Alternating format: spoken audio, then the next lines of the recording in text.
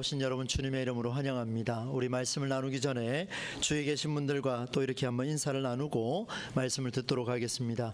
날씨가 많이 더워졌, 아직도 덥습니다. 예, 너무 더우니까 계속 더워졌다 그러네요. 이 무더운 날씨 한 2주 정도 더 이어진다고 하는데 우리 이렇게 한번 인사하겠습니다. 무더위도 건강하게 신앙생활 합시다. 무더위도 건강하게 신앙생활 합시다. 네, 계속되는 코로나와 여러 질병 때문에 출석하지 못하는 분도 계시고 또 치유받고 또 나오신 분도 계시고 참 이렇게 들쑥날쑥 이렇게 좀 되고 있습니다만은 그럼에도 불구하고 우리 동부제일교회 성도들에게는 하나님이 주시는 건강의 복이 앞으로도 계속 일어나기를 주의 이름으로 축원합니다. 여러분, 로마서 말씀을 계속해서 좀 살펴보고 있는데요, 지난주의 말씀을 조금 이렇게 정리를 하고 오늘 말씀으로 연결을 한번 해보려고 합니다. 이 말씀이 어떻게 연결이 되는가를 한번 살펴보고, 특별히 로마서 같은 경우는 1장에서 7장까지 이 엄청난 고뇌가 8장에 와서는 대선언을 통해서 회복하고 있는 그 모습이 담겨져 있습니다. 이런 회복이 어떻게 해서 이루어지는가를 좀 살펴볼 텐데요, 하나님은 사도 바울의 깊은 고뇌를 잊지 않으셨습니다. 그의 고뇌를 깊은 곳에 함께 들어가셔서 함께 나누어 주시고 그의 마음을 외면하지 않고 오히려 그와 함께 살기를 원하셨습니다. 지난주에 말씀에 이렇게 나누었습니다. 내 속에 두 가지의 법이 있다 그랬는데 하나는 마음의 법이라 칭하여서 그것을 하나님의 법이다 이렇게 말씀을 드렸고, 또 한 가지는 내 욕심에 의해서 일어나는 한계에 부딪혔을 때 그 한계를 넘어서지 못하는 나의 그 한계, 바로 이것을 죄의 법이다 라는 말씀을 나누었습니다. 그런데 놀랍게도 이 두 가지의 법은 내 안에 있지만 이 두 가지의 법이 서로 셀 수는 있어도 한쪽이 완전히 사라지지는 않더라는 것을 말씀의 결론을 통해서 살펴보았죠. 그러면 우리가 포기할 것이냐? 그렇지가 않습니다. 하나님께서는 무려 구약과 신약 사이에 400년이라는 시간 동안 인간이 보기에는 침묵이라는 시간이 보였지만 하나님은 그 시간 동안 침묵하지 않으시고 어디까지나 이 세상을 살리고자 고민하셨고, 그 엄청난 고뇌 끝에 하나님은 독생자를 보내주시는 놀라운 은혜가 있었다라는 것을 지난주 말씀을 통해서 살펴봤습니다. 사랑하는 성도 여러분, 우리는 자기만의 한계를 가지고 살아갑니다. 넘어서기가 쉽지 않습니다. 결국 자기의 한계 안에서 그 한계 안에서 선택할 수밖에 없고 결정할 수밖에 없는 것이 우리의 인생입니다. 그러나 우리 예수 믿는 자들은 그 한계 안에서만 결정하는 게 아니라 한계를 넘어서는, 다른 말로 이렇게 표현했습니다. 하나님의 은혜가 내 안에 개입할 수 있도록 그 시간과 공간을 활짝 열어두자라는 이런 말씀을 드렸죠. 한계를 마주하더라도 눈을 크게 뜨고 마음을 활짝 한번 열어보시기를 바랍니다. 스트레스가 쌓이고 불만이 쌓이고 불평이 생긴다 할지라도 그 내 한계가 불평이라면 이 한계를 넘어서서 오히려 고뇌 속에 있는 고통보다 감사를 보여주시려고 하는 그 하나님의 은혜를 볼 수만 있다면 우리의 인생은 그렇게 불평으로 가득 차지 않을 것입니다. 하나님께서 우리의 마음을 열어주시고 하나님의 은혜가 개입하는 순간 우리의 삶은 고통이 아니라 감사의 삶이 될 줄로 믿습니다. 여러분, 메시지를 들을 때마다 문자 속에 들어있는 낡은 해석에 매이지 않으시기를 축복합니다. 정말로 축복합니다. 하나님 말씀을 들을 때마다 이 목사의 설교가 그 속에 성령이 주시는 새 음성이 들리는가, 아니면 과거에 있었던 문자의 낡은 해석에 매여가지고 오늘도 시간 때우기 식으로 서는가, 여러분 영적으로 분별하셔야 됩니다. 저의 책임은 가장 크지만 여러분에게도 말씀을 들을 수 있는 그 자격이 주어져 있습니다. 그렇다면 여러분, 저와 여러분은 문자의 낡은 해석이 아니라 성령이 주시는 그 새 정신, 여러분 성경 그대로잖아요. 지난주 말씀이잖아요. 성령이 주시는 새로운 정신이 오늘 말씀을 들을 때에도 내일도 모레도 우리 속에 깊숙이 일어나기를 주의 이름으로 다시 한번 축원합니다. 여러분, 이것을 극복하기 위해서 오늘 사도 바울이요 자신의 인생을 되돌아보며 대선언을 남겼습니다. 그게 바로 오늘 8장 말씀인데요, 짧게 다루기에는 너무나 많은 메시지가 있습니다. 그러나 오늘 한번 살펴보겠습니다. 여러분, 1절과 2절 말씀 뜻을 생각하며 함께 한번 읽어보겠습니다. 1절과 2절입니다. 시작. 그러므로 이제 그리스도 예수 안에 있는 자에게는 결코 정죄함이 없나니 이는 그리스도 예수 안에 있는 생명의 성령의 법이 법이 죄와 사망의 법에서 너를 해방하였음이라. 할렐루야. 아멘이시죠? 여러분, 내 한계 속에 부딪혀 가지고 그 이상의 하나님의 은혜가 개입할 수 있는 시간과 공간을 열어주지 못하는 이 안타까운 인생을 바라보며 바울이요, 하나님 앞에서 깨달았는데 보니까 내 힘으로 할 수 없더라는 겁니다. 하나님께서 죄와 사망의 법에서 나를 해방시켜 주시는데, 그 고민 속에서 벗어나게 해주시는데, 그게 뭐냐면 생명의 성령의 법이다, 이렇게 말씀을 이어가고 있습니다.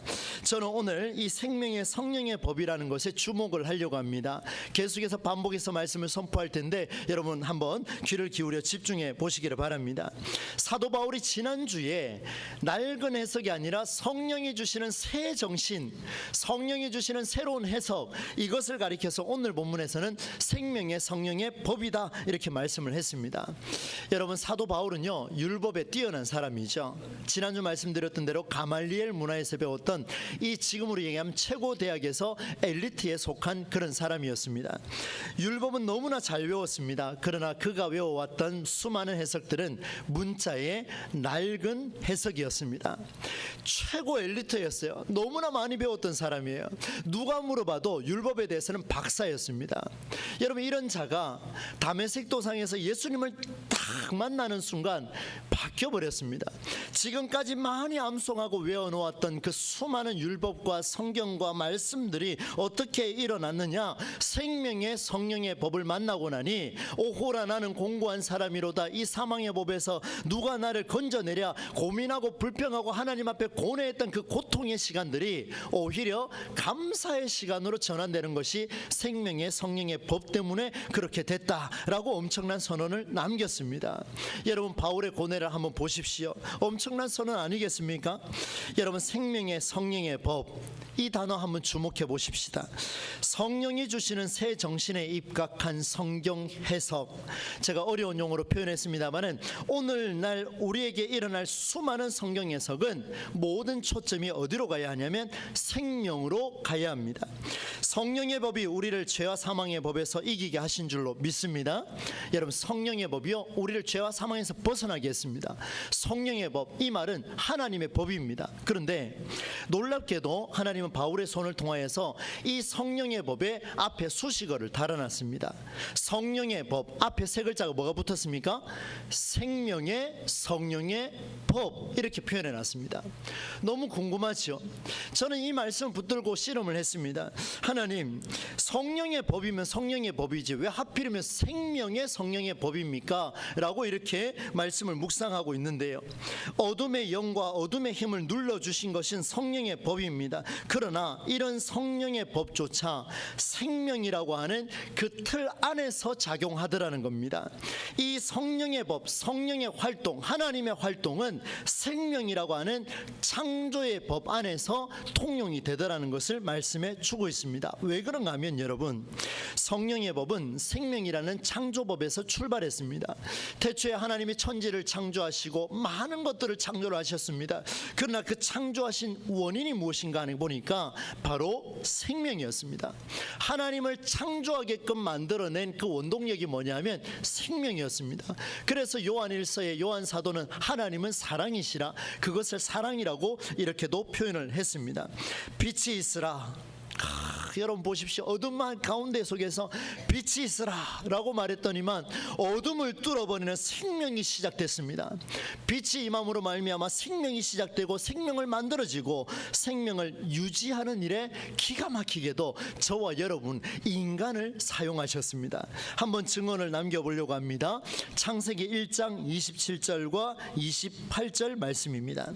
하나님이 자기 형상 곧 하나님의 형상대로 사람을 창조하시되 남자와 여자를 창조하시고 하나님이 그들에게 복을 주시며 하나님이 그들에게 이르시되, 자, 여기서부터 같이 한번 읽겠습니다. 시작. 생육하고 번성하여 땅에 충만하라. 땅을 정복하라. 바다의 물고기와 하늘의 새와 땅에 움직이는 모든 생물을 다스리라 하시니라. 생명을 창조하시고요, 그 생명이 수많은 생명들이 있는데 그 중에 그 많은 생명들을 함께 유지해 나가는 중요한 동력자로 누구를 세웠냐면 사람을 세웠다는 거예요. 이 엄청난 메시지 아닙니까? 생육하라, 번성하라, 땅에 충만하라, 땅을 정복하라, 모든 생물을 다스리라. 필요한 동력자를 사람에게 요청하셨고, 성경이 증언한 하나님의 첫 번째 소원이 무엇이냐 하면 바로 생명을 유지하라, 이 말씀입니다. 한번 따라서 해보겠습니다. 생명을 유지하라. 하나님은요, 이 생명을 창조하시고 난데요, 너무나 기뻤습니다. 제가 몇 차례 말씀을 드렸던 내용인데요, 하나님께서 기뻐하신 이유가 있습니다. 흙으로 사람을 딱 피고 난 뒤에 보니까 이 사람이 가만히 있다가 코에 생기를 불어넣었더니만 손가락부터 시작해서 모르겠습니다. 어느 쪽이 먼저는 모르겠지만 움직이기 시작한 거예요. 생명이 꿈틀거리기 시작합니다. 여러분, 우리 여성분들은 잘 아실 거예요. 결혼하시고 출산하신 분들은 잘 아실 겁니다. 생명이 뱃속에서 생겨가지고 이 꿈틀꿈틀거리는 그 심정, 우리 남성들 아마 아무도 모르실 거예요. 그 얼마나 기가 막힙니까? 기이한 현상이죠. 기적이죠. 놀랍지요. 여러분, 하나님이 우리 인간을 만드시고요, 그걸 느끼신 거예요. 생명이 살아나는 현장을 보니까 모든 생명이 감동을 받는데, 아기가 태어나는 것을 보고 우리가 기뻐하는 것처럼 우리가 활동하는 것을 보고 하나님이 기뻐하시더라. 더 놀라운 것은 아기가 태어났을 때 엄마가 아이를 케어하면서 아이를 통해 기뻐하는 것처럼, 아빠가 기뻐하는 것처럼 하나님도 우리가 생명을 통하여 유지하는 일에 헌신하고 힘쓸 때마다 우리 하나님은 기뻐하신다, 이런 말씀을 주고 있습니다. 저와 여러분에게 우리 주변에 많은 생명이 있습니다. 가까이에는 부부관계부터 시작이 됩니다. 우리에게 주어진 이 수많은 생명들, 여러분, 생명이 가장 기뻐하는 순간은 생명이 생명다워질 때입니다. 많은 생명을 살려낼 때 그 순간 생명이 싫다 하는 사람도요, 기뻐합니다. 왜냐하면 죽었다가 살아났기 때문이죠. 사랑하는 성도 여러분, 하나님이 감동하신 일이 바로 이런 일들입니다. 그런데 생명을 살리는 일만큼 어려운 일도 없습니다. 오늘 우리가 함께 읽은 본문에는 생명을 살리는 하나님의 일하심이 들어있는데요, 이 하나님의 일하심이 성령의 역할로 드러나고 있습니다. 그 내용을 얼마나 어려웠으면 하나님이 이렇게 바울에게 기록하라 했을까요? 한번 보도록 하겠습니다. 여러분, 26절 함께 읽어보겠습니다. 시작. 이와 같이 성령도 우리의 연약함을 도우시나니 우리는 마땅히 기도할 바를 알지 못하나 오직 성령이 말할 수 없는 탄식으로 우리를 위하여 친히 간구하시느니라. 아멘. 우리의 연약함을 아시는 그 하나님께서요, 우리를 도우시겠다, 이런 말씀을 주셨습니다. 얼마나 감사합니까? 얼마나 감사합니까? 저와 여러분의 수많은 고생 속에, 아픔 속에 있을 때 하나님께서 우리를 도우시겠다, 그 말씀을 주셔요. 그런데요, 여러분, 이 생명이요, 오늘 우리의 연약함을 도우신다라고 표현한 것을 딱 보니까 모든 생명은 약함을 가지고 있습니다. 저와 여러분은 다 가지고 있어요. 그런데 생명은 동시에 강하지만 또 약함을 가지지요. 서로와의 관계 속에서 상대적으로 약한 자들이 왜 약할까 한번 생각을 해봤습니다.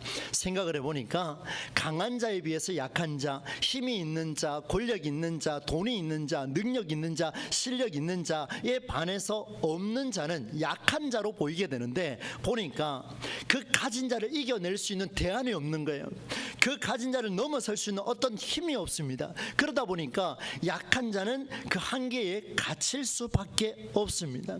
하나님 말씀하십니다. 우리의 연약함을 도우시겠다라고 말씀하신 것은 너희의 한계 속에 있을 수밖에 없는 그 약함 속에 하나님은 또 다른 분을 보내주셔서 성령의 역할을 통하여 우리를 도우시겠다, 그런 말씀을 베풀어 주고 있습니다. 사랑하는 성도 여러분, 오늘 이 시간 이후로 앞으로도 하나님께서 성령의 역사하심을 통하여 우리의 삶을 도와가시는 놀라운 은혜가 있기를 주의 이름으로 축원합니다. 그런데 여러분, 오늘 말씀을 또 보셔야 돼요. 26절 말씀에 보니까 이렇게 말씀하죠. 성령도 우리의 연약함을 도우시나니, 그 다음에 뭐라고 되어 있냐면 우리는 마땅히 기도할 바를 알지 못하나, 이렇게 기록하고 있습니다. 여러분, 이 말이 무슨 말일까요? 하나님 우리를 도우시는데요, 우리를 도우시는데 우리가 마땅히 기도할 바를 모르니까 모르니까, 전혀 모르니까, 마땅히 기도할 바를 알지 못하니까 성령이 대신해서 기도해 주겠다 이 말합니다. 우리를 도와주시는데요, 우리가 마땅히 기도해야 되는데 할 줄 모르니까 성령이 대신해서 내가 너의 기도를 대신해 주겠노라 이렇게 말씀하시는 거예요. 이렇게 좋은 분이 어디 있습니까? 그런데 우리는 마땅히 기도할 바를 알지 못하나? 제가 이제 여러분에게 한번 질문해 보려고 합니다. 말씀 앞에서 제 자신에게 물었습니다. 너는 기도하냐 안 하냐? 저는 한다고 답했습니다. 얼마나 하냐? 새벽에도 저녁에도 길을 걸으며 산책할 때도 기도합니다. 여러분은 어떻습니까? 우리의 기도 양이 적습니까? 우리의 기도 양이 적습니까? 우리는 기도 많이 합니다. 정말 많이 합니다. 또 많이 한 걸 자랑합니다. 엄청나게 우리는 기도 많이 합니다. 그런데 성경은 보니까 기가 막혀요. 바울도 기도 안 했겠습니까? 기도 많이 했습니다. 그런데 바울이 깨달은 게 뭐냐면 우리는 마땅히 기도할 바를 알지 못하나. 수없이 기도하고 수없이 부르짖었는데 우리는 마땅히 기도할 바를 알지 못하니 도대체 무엇을 기도하지 않았기에 알지 못한다라고 이야기하고 있을까? 이것이 오늘 말씀의 핵심입니다. 사랑하는 여러분, 성령이 하시는 일은 우리가 알지 못하는 일일 수 있습니다. 그런데 여러분 잘 보십시오. 그 다음 구절에 보면 이 성령이 하시는 일을 누가 살피고 있습니다. 한번 볼까요? 27절 같이 읽겠습니다. 시작. 마음을 살피시는 이가 성령의 생각을 아시나니 이는 성령이 하나님의 뜻대로 성도를 위하여 간구하심이니라. 성령이 생각을 가지고 있어요. 여러분 삼위일체 하나님 한 분이신 거 아시죠? 그죠? 한 분 하나님께서 생각을 가지고 계시는데 이 하나님께서 성도를 위해서 기도하시는데요, 그 모습을 딱 보는 그 스스로 그 하나님께서 누가 보시냐면 스스로 기도하고 있는 그를 누가 보느냐? 스스로 그 하나님이 보고 계시더라는 거예요. 이 말이 우리에게 적용이 된다면 무슨 말일까? 여러분 세번역 성경으로 보니까 이 성령께서 우리가 마땅히 기도할 바를 알지 못한다 했으니까 그게 무엇인가? 이 질문을 갖고 이 말씀을 보면은요, 이제 그 말씀을 찾을 수가 있습니다. 우리가 도대체 무엇을 모르는지를 알 수가 있습니다.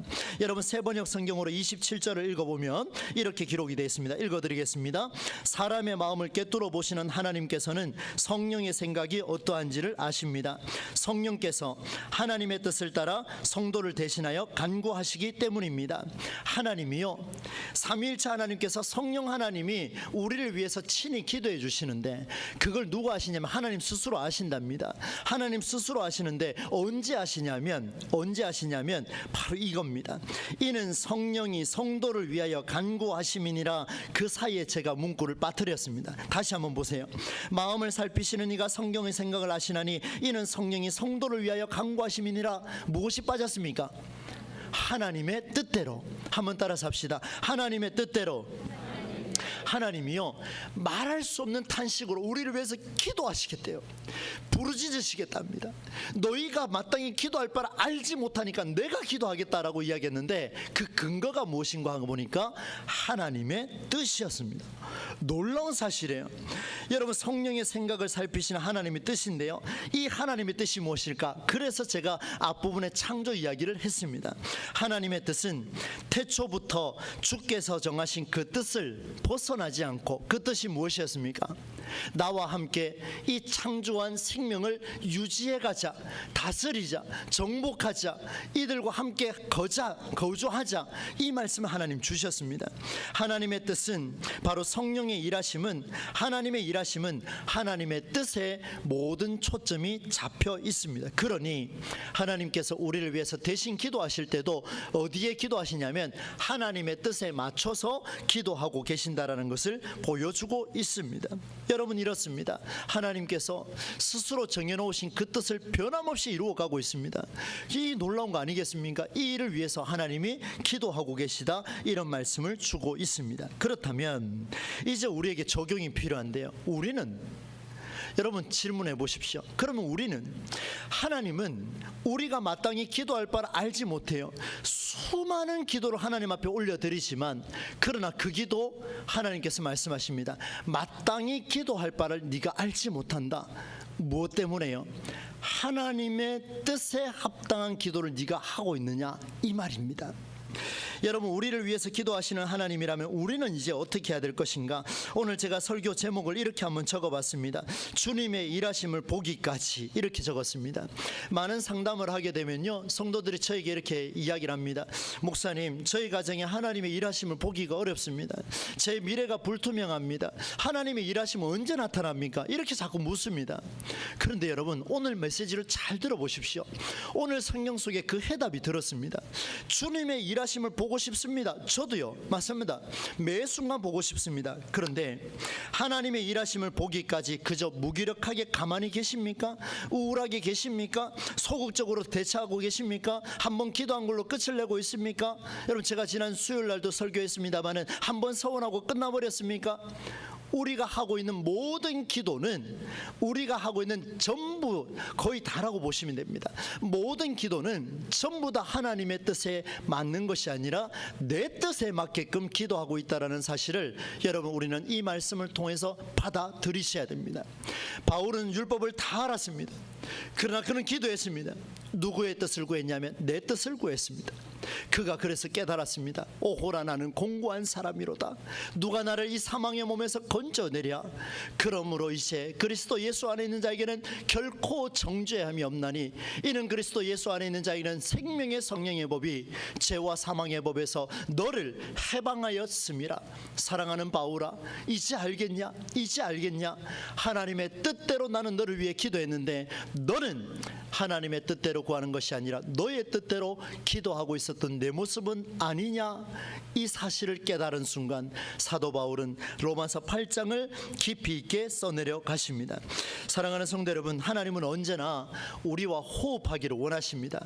말과 말도 호흡이지만요, 하나님 말씀을 주시면 그에 따르게 우리는 움직여져야 됩니다. 여러분, 이런 대화를 해보셨습니까? 사람과 사람 간의 대화 중에도요, 한 사람이 계속 말하는데 한쪽이 입 다물고 있으면 속천불납니다. 여러분, 경험해 보셨습니까? 답답해 죽습니다. 부모가 자녀한테 훈계하는데요, 애가 대답을 안 해요. 그럼 얼마나 스트레스 많은지 아십니까? 내가 뭘 잘못했는지 그런 생각도 다 들지 않겠습니까?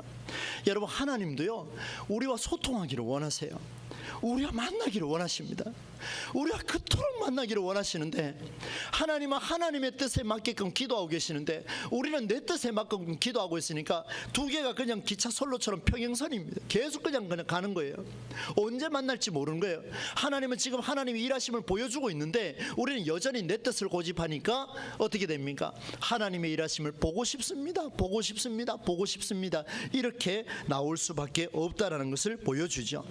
여러분, 이 말씀을 드리는 이유가 이제 결론의 말씀으로 28절로 들어가는데요, 28절 말씀, 이걸 한번 보도록 하겠습니다. 함께 읽어보겠습니다. 시작.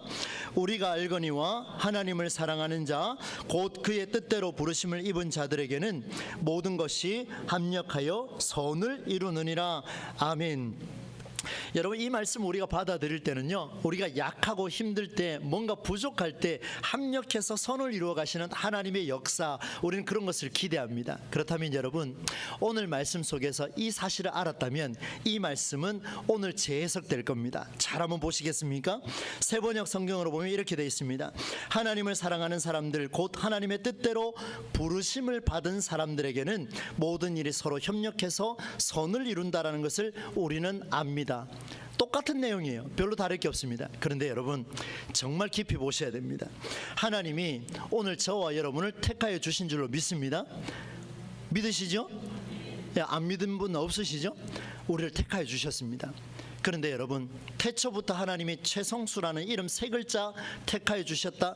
저는 이 성경을 보는 순간 다시 한번 재고했습니다. 왜냐하면 여러분, 하나님께서는 군사를 착출하듯이 그렇게 선별하지 않으십니다. 하나님이 이미 모든 세상의 사람들, 모든 피조물을 이미 생명이라 칭하셨고 이미 사랑이라 칭하셨고 그 모든 생명을 살리고자 최악의 사람이라 할지라도 그 강도 같은 사울을 바울로 바꿔주신 거 한번 보십시오. 하나님의 마음은 모든 사람에게 있습니다. 최성수라는 사람을 니를 선택해서 일을 시키겠다 이 이야기가 아니라 하나님께서는 모든 사람을 선택하셨습니다. 그러면 오늘 본문에 보니까 하나님을 사랑하는 사람들, 여러분, 하나님 앞에 하나님을 사랑하는 사람들, 왜 이렇게 기록했겠습니까? 하나님을 사랑하는 사람들, 하나님의 뜻대로 부르심을 받은 자들 기억하셔야 합니다. 모두가 선택받은 것이 아니라 하나님 모든 선택을 열어두셨지만 그 뜻대로 살고자 몸부림치는 자가 부르심을 받은 줄로 믿습니다. 이것이 성경이에요. 얼마나 멋있습니까? 모든 생명을 하나님은 선택하셨습니다. 그러나 하나님 말씀하십니다. 내가 이렇게 뜻을 펼쳐놨으니 그 뜻에 거하는